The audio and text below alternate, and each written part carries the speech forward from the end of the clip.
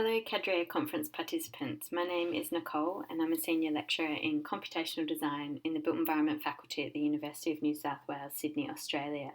And on behalf of my co-authors today, I'd like to present the paper Computational Pragmatism, Computational Design as Pragmatist Tools for the Age of the Anthropocene. This paper adopts key philosophical tenets of pragmatist philosophy to argue that advanced computational design thinking and methods in the built environment are well suited to address the challenges of the Anthropocene. In the spring of 2019, the Australian bushfire season kicked off in catastrophic fashion. For almost 3 months, bushfires raged across Australia, destroying natural and human-made habitats. Active fires destroyed towns, killed people and wildlife, and skirted around the fringes of our major cities. But their smoke also deeply penetrated into our cities, and while many city dwellers were themselves at a distance from the fires, this meant that almost everyone experienced the effects of the hazardous conditions of high air pollution due to the smoke. Then COVID happened, a global health crisis that, like the bushfires, has anthropogenic origins. In effect, what this describes is ecological mismanagement connected to the prioritisation of immediate human wants and needs above those of the environment. This is, of course, precisely what the concept of the Anthropocene, popularised by Crutzen and Sturmer at the turn of the millennium, sought to bring focus to. A geological epoch wherein it is acknowledged that humanity is a global-scale geophysical force that is reaping devastating consequences for the natural environment. So what has this got to do with Cadrea, digital technologies and computational design, and pragmatist philosophical perspectives? Well, the Anthropocene, firstly, is a critical and projective concept that seeks to shift our worldview and to force us to think differently about our relationships and interactions with the environment. The Anthropocene aims to change the perspective that the environment is our resource to be expended. In this context, it is pertinent to ask, what can help designers rediscover an ambition for social and environmental consciousness? And how can designers better practice the strategic and ecologically sensitive management of our resources and our environment?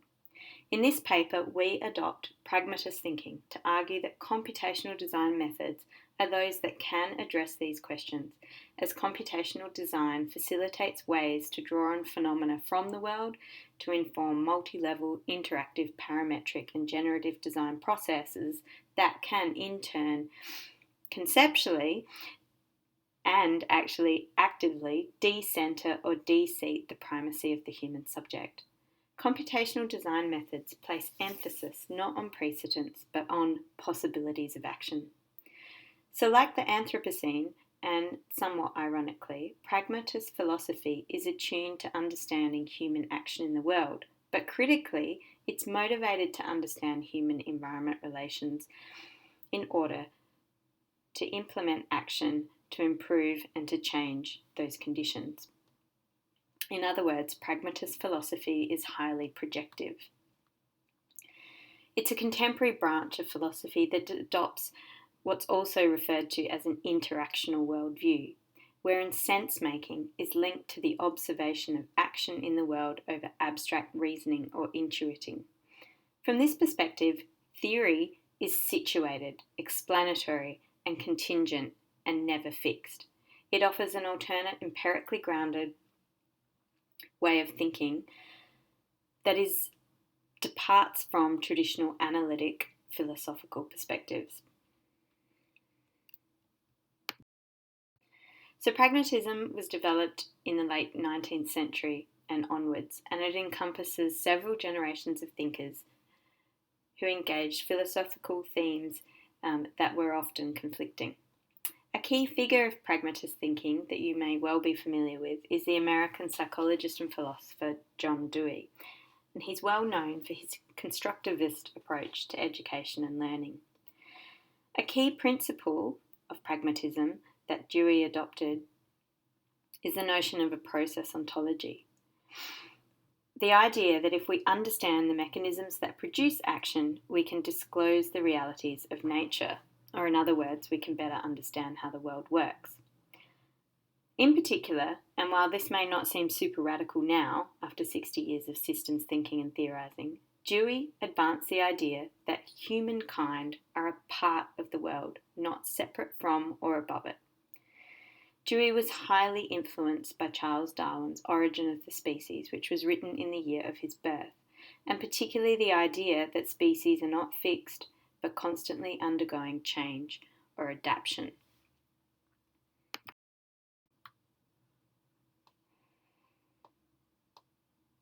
Dewey saw nature as an open, dynamic, contingent set of processes wherein identities and relationships emerge through interactions. Dewey regarded technology as part of our experience of the world, but also as an opportunity to enlarge our ability to understand and to learn from the world. As a staunch supporter of democracy, he recognised the role of communication technologies, particularly in the advancement of knowledge, the ability to stimulate discussion, and to shape public opinion. Dewey argued for developing new methods to get at nature, to penetrate its secrets, and wherein nature empirically disclosed, deepens, enriches, and directs the further development of experience. So what has this got to do with computational design, and how, ultimately, does this relate to the Anthropocene? The anti-Cartesian or anti-dualist perspective of pragmatism informs a relational view of agency as that which resides neither wholly in humans nor non-humans, but rather emerges through action and interaction.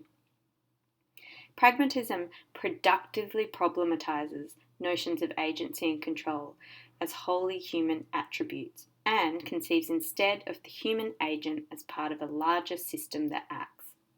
At an overarching level, this way of thinking is significant to computational design and its role in design and architecture, as it encourages a shift in the perception of advanced computation applications in the design process, and particularly AI and the AI subfield of machine learning. When we understand the concept of agency through a process ontology, it is also possible to conceive of intelligence as not simply the property of the human thinking mind, but rather the product of interacting parts of a system. Pragmatism also emphasises the everyday world and its link to it, and of developing knowledge and understanding the world by giving focus to interaction and behaviour. Dynamic methods of computational design, including multi-agent modelling, for instance, offer ways to observe phenomena at multiple scales. By encoding an agent at a local level, a complex and emergent global behaviour can also be observed.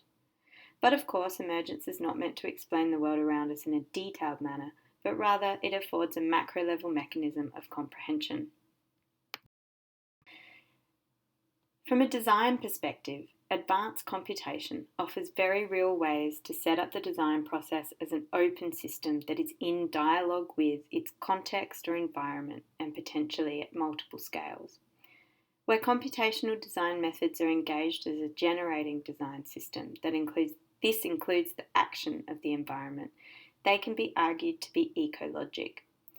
And where such designs are connected to real-time data and afford sensing, actuating, feedback and calibration behaviour, this starts to speak to tightly integrated systems and dynamic, intelligent environments. In either case, computational design through a pragmatist lens is not artifactual, but rather systemic. Design is conceptualised as a system nested within and connected to multiple other human and non-human interacting systems. Equally, computational design through a pragmatist lens is not seen as intuitive. It advances the use of empirical data to establish connections to the real world and is non-deterministic and open. So advanced computation is providing extended ways for designers to capture knowledge, so much so that new data interpretation systems are then required to discern insights that cannot be comprehended by the human mind alone. These data and systems are informing predictive modelling towards evidence-based design decision-making. Now, Dewey may have happily subscribed to the notion of intelligence augmentation, IA, which is the use of computing to extend people's ability to process information and reason about complex problems. But AI, that more properly describes the development of computational methods that themselves perceive, reason, and act, may have been less attractive to him. AI is not problematic in and of itself in this way, however. The problem is that AI is often falsely conflated with the notion of automation. And it is here that Dewey's residual humanism can come into play. Along these lines, we can argue that safeguarding human agency is valuable and indeed necessary for the productive application of artificial intelligence across many contexts. AI needs to integrate principles of intelligence augmentation, and AI discourse needs to recognise that agency and intelligence is neither wholly human or non-human, and following pragmatist principles emerges through interaction. The task for architecture and other industries, then, is to determine a region of optimality in the continuum of possible divisions of labour between humans and non-humans.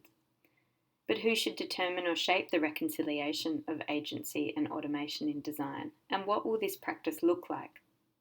How will cultural practices of architecture need to shift to operate as social systems of design that engage teams of people as well as AI algorithms?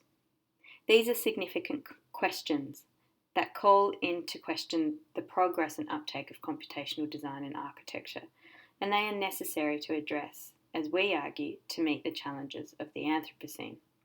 Computational design, that increasingly now refers to advanced computation and data science methods, offers fundamentally important and process-driven ways of shifting design's humanist gaze towards an ecological gaze.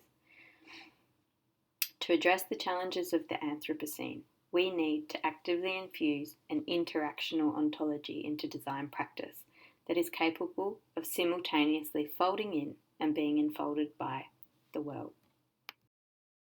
Thanks for listening.